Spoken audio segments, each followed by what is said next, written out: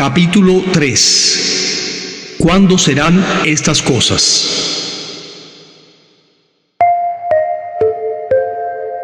Los discípulos le preguntan a Cristo acerca de su regreso. Las palabras de Cristo de Mateo 24 habían sido pronunciadas a oídos de gran número de personas. Pero cuando Jesús estuvo solo, Pedro, Juan, Santiago y Andrés vinieron a él mientras estaba sentado en el monte de las Olivas. Entonces le dijeron: «Dinos cuándo serán estas cosas y qué señal habrá de tu venida y del fin del mundo». En su contestación a los discípulos, Jesús no consideró por separado la destrucción de Jerusalén y el gran día de su venida, sino que mezcló la descripción de estos dos acontecimientos. Si él hubiese revelado a sus discípulos los acontecimientos futuros como los contemplaba él, ellos no habrían podido soportar la visión. Por misericordia hacia ellos, fusionó la descripción de las dos grandes crisis, dejando a los discípulos estudiar por sí mismos el significado.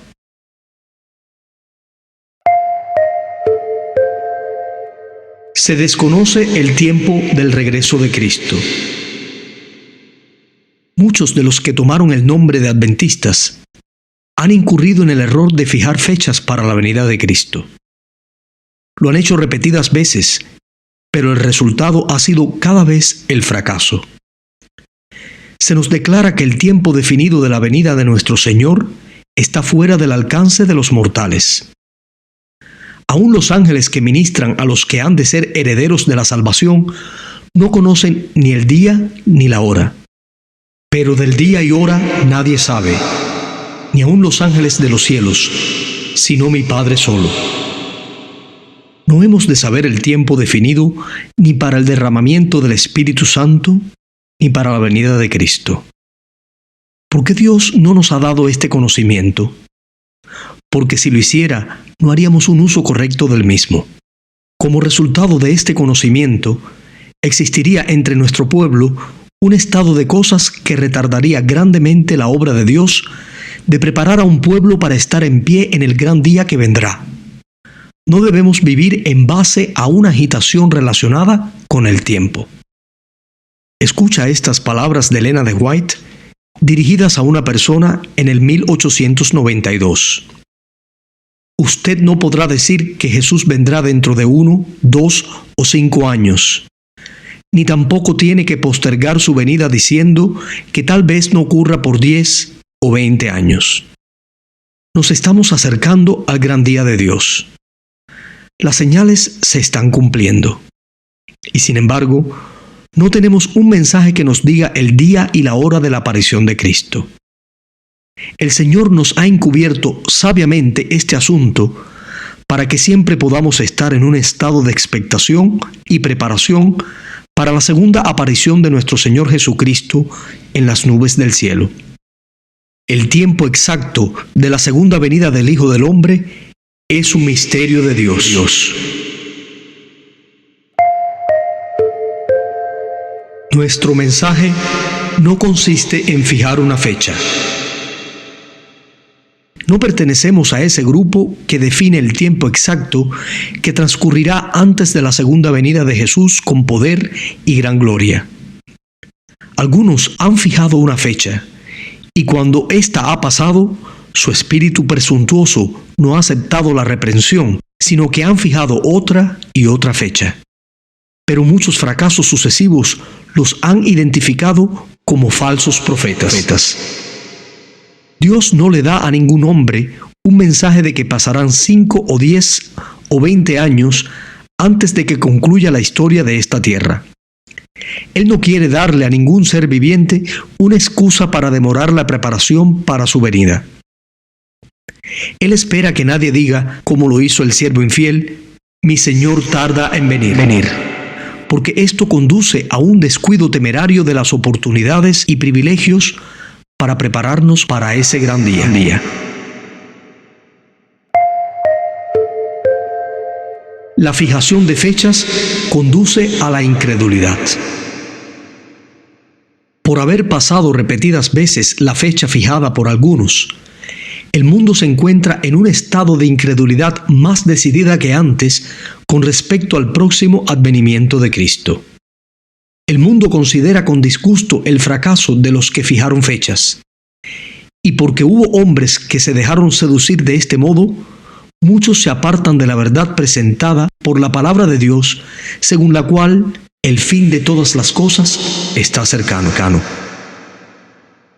Entiendo que el hermano Daniels ha fijado fecha, por decirlo así, declarando que el Señor vendrá dentro de 5 años.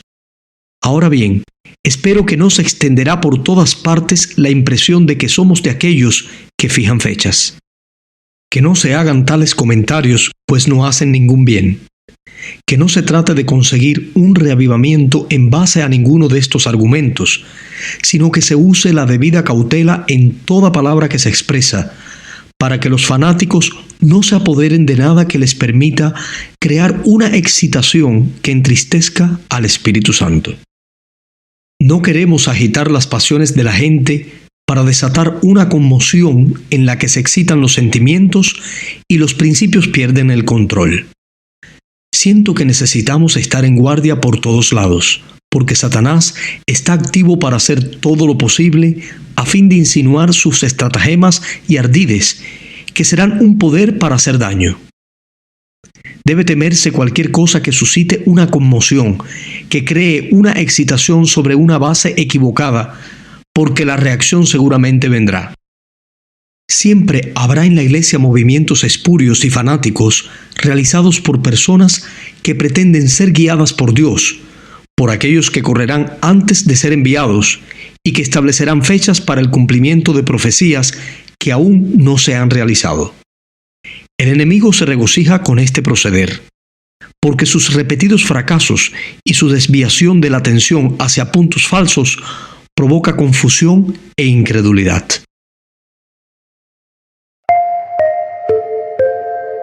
No hay una profecía de tiempo que vaya más allá de 1844. Declaré definidamente a estas personas fanáticas, en las reuniones espirituales celebradas en Jackson, que estaban haciendo la obra del adversario de las almas, que se hallaban en tinieblas. Pretendían poseer una gran luz según la cual el tiempo de gracia terminaría en octubre de 1844. Entonces declaré en público que al Señor le había placido mostrarme que no habría una fecha definida para el mensaje dado por Dios desde 1844. Nuestra posición ha sido de esperar y velar, sin que se proclame un tiempo o fecha que tenga lugar entre el fin de los períodos proféticos en 1844 y el momento de la venida de nuestro Señor. La gente no tendrá otro mensaje acerca de un tiempo definido. Después de este lapso citado en Apocalipsis 10, versículos del 4 al 6, que ahora abarca desde 1842 a 1844, no puede haber ningún cómputo definido de tiempo profético. El cálculo más prolongado llega hasta el otoño de 1844. Elena G. de White esperaba el regreso de Cristo en sus días. Se me mostró el grupo presente en la conferencia.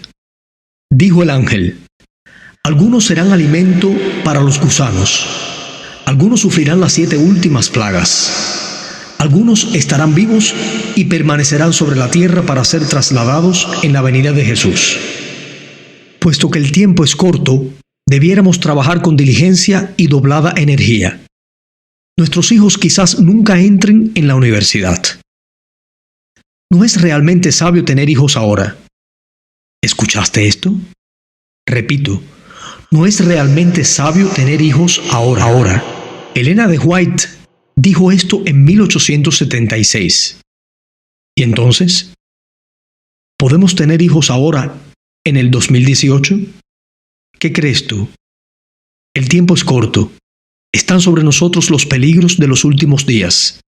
Y los hijos pequeños serán mayormente arrebatados antes de esto.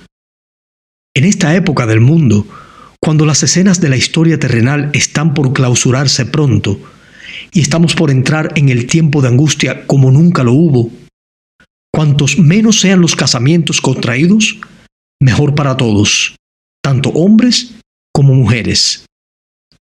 Suena duro, ¿verdad?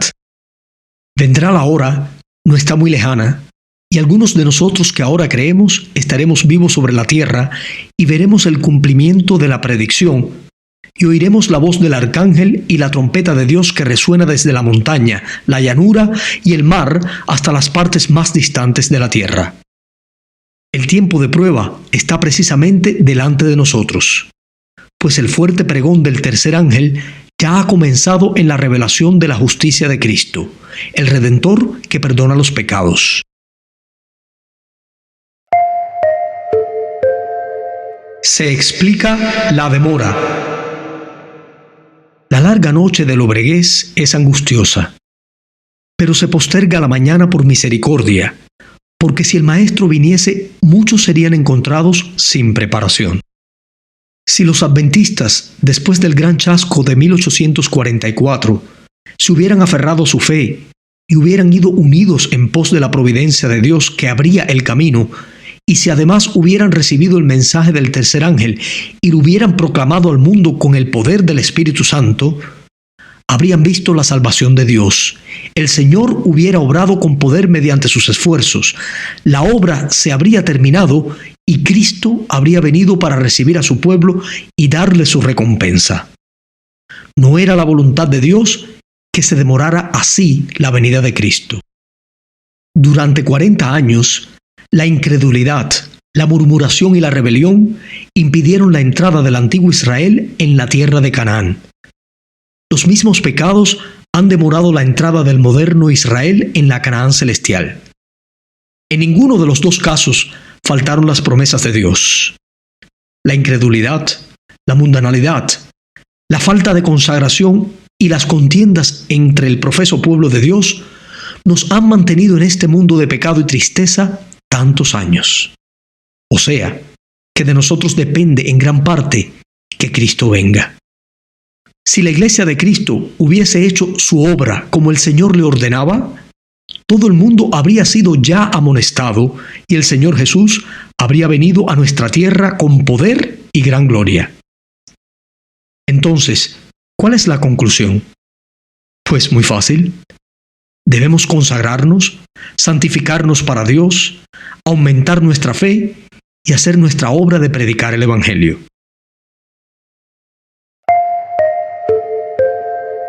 Las promesas de Dios son condicionales. Los ángeles de Dios en sus mensajes dados a los hombres representan el tiempo como algo muy corto. Así es como siempre me ha sido presentado. Es cierto que el tiempo ha sido más largo de lo que habíamos esperado en los primeros días del mensaje. Nuestro Salvador no apareció tan pronto como lo esperábamos. ¿Pero ha fallado la palabra de Dios? Nunca. Debiera recordarse que las promesas y las amenazas de Dios son igualmente condicionales. Tal vez tengamos que permanecer aquí en este mundo muchos años más, debido a la insubordinación, como le sucedió a los hijos de Israel. Pero por amor de Cristo, su pueblo no debe añadir pecado sobre pecado, culpando a Dios de las consecuencias de su propia conducta errónea.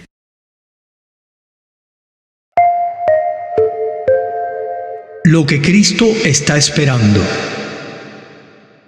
Cristo espera con un deseo anhelante la manifestación de sí mismo en su iglesia.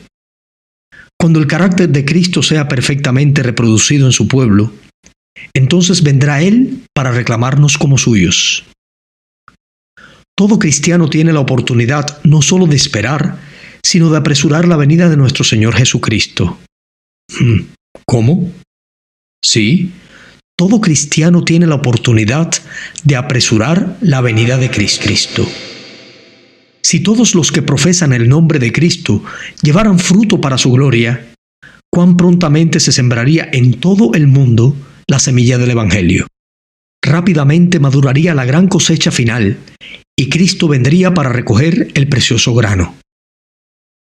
Mediante la proclamación del Evangelio al mundo, está a nuestro alcance apresurar la venida de nuestro Señor. No solo hemos de esperar la venida del día de Dios, sino apresurarla. Dios nos permite que, por la cooperación con Él, acabemos con esta escena de miseria. Hermano y hermana, ¿te gusta este mundo de injusticia y violencia? ¿No prefieres un mundo de paz y armonía? Entonces apresuremos la venida de Cristo proclamando su evangelio a todos. Toma acción hoy mismo. Un límite a la paciencia de Dios. Con infalible exactitud, el Ser Infinito sigue llevando una cuenta con todas las naciones.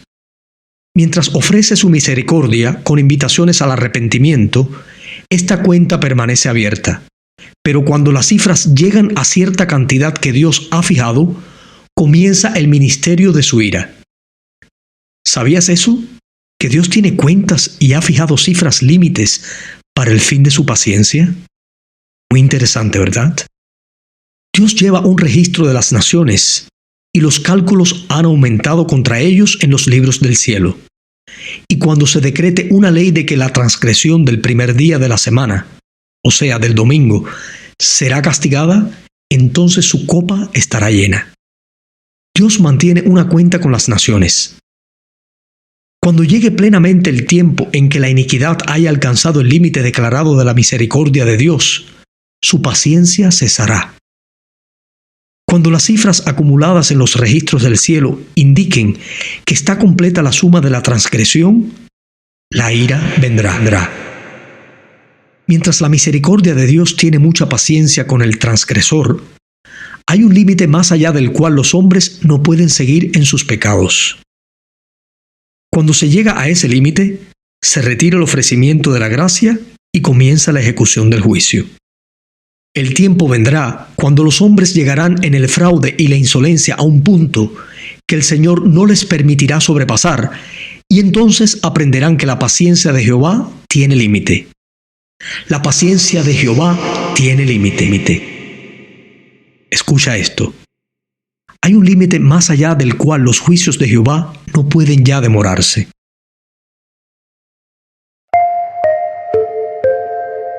La transgresión casi ha llegado a su límite. El tiempo durará un poco más hasta que los habitantes de la tierra hayan llenado la copa de su iniquidad. Y entonces la ira de Dios, que por tanto tiempo ha dormitado, despertará. Y esta tierra de luz beberá la copa de su ira sin mezcla. Es dura esta declaración, ¿cierto? La copa de iniquidad está casi llena. Y la justicia retributiva de Dios está por descender sobre los culpables. La maldad de los habitantes de la tierra casi ha hecho desbordar la copa de sus iniquidades. Casi ha llegado la tierra al punto en el cual Dios se dispone a abandonarla en manos del destructor. La transgresión casi ha llegado a su límite. La confusión llena el mundo, y pronto un gran terror vendrá sobre los seres humanos. El fin está muy cerca. Nosotros, que sabemos la verdad, debiéramos estar preparándonos para lo que pronto se desatará sobre el mundo como una sorpresa abrumadora. Todo esto lo dijo Elena de White en el 1904. ¿Y cómo será hoy, en el 2018? ¿Ha mejorado la situación del mundo?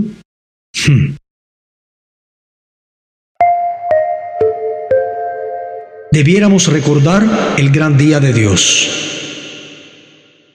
Debemos educarnos para estar pensando y explayándonos en las grandes escenas del juicio que están precisamente ante nosotros.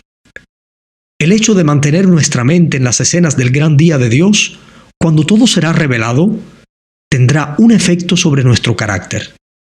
Escucha ahora esta historia real. Un hermano le dijo a la hermana White: ¿cree usted que el Señor vendrá dentro de 10 años? Ella le respondió: ¿qué diferencia hace para usted si Él viene dentro de 2, 4 o 10 años?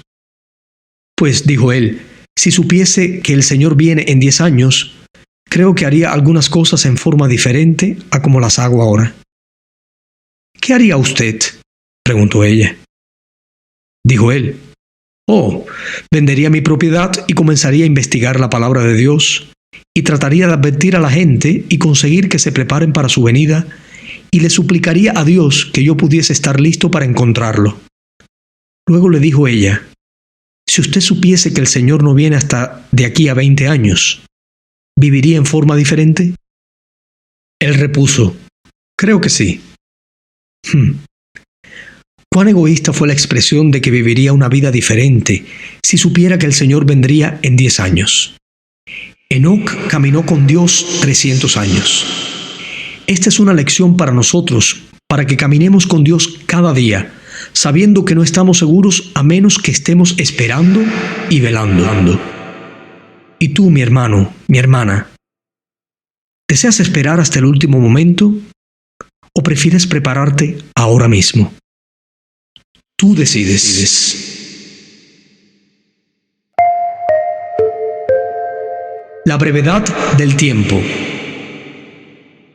Ojalá que el Señor no dé descanso día ni noche a aquellos que ahora son descuidados e indolentes en la causa y la obra de Dios. El fin está cerca. Esto es lo que Jesús quisiera siempre mantener ante nosotros: la brevedad del tiempo. Cuando estemos de pie con los redimidos sobre el mar de vidrio, con las arpas de oro y las coronas de gloria, y ante la eternidad sin límites, entonces veremos cuán breve fue el período de prueba que hubo que esperar.